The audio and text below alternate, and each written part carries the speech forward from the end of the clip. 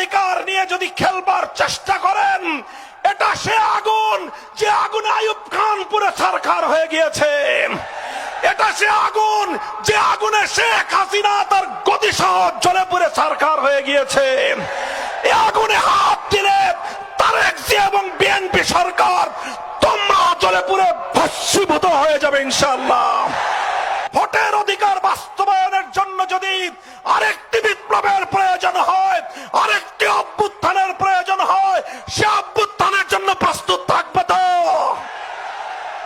বাংলাদেশের 70% মানুষ গণভোটে হায়ের পক্ষে ম্যান্ডেট প্রদান করলো, গণভোটে তারা ভোট প্রদান করলো।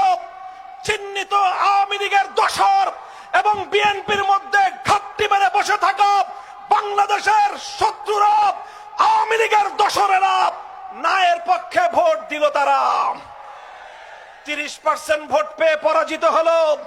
বিএনপি শহীদ জিয়ার ধানের শীষ নিয়ে 50% ভোট পেয়ে সরকার গঠন করে এবার সংসদে গিয়ে তারা বলে 50% জনগণের ভোটের তারা অভিপ্রায় বাস্তবায়ন করবে, 70% জনগণের গণভোটের রায় তারা কার্যকর করবে না।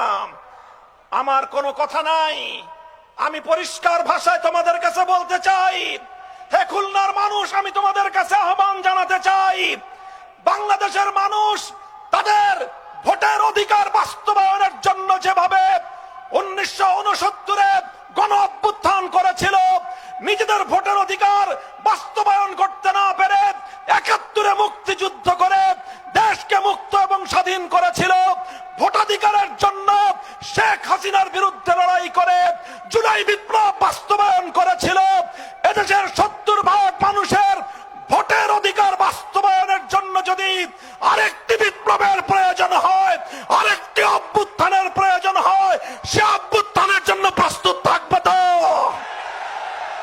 ইনশাআল্লাহ।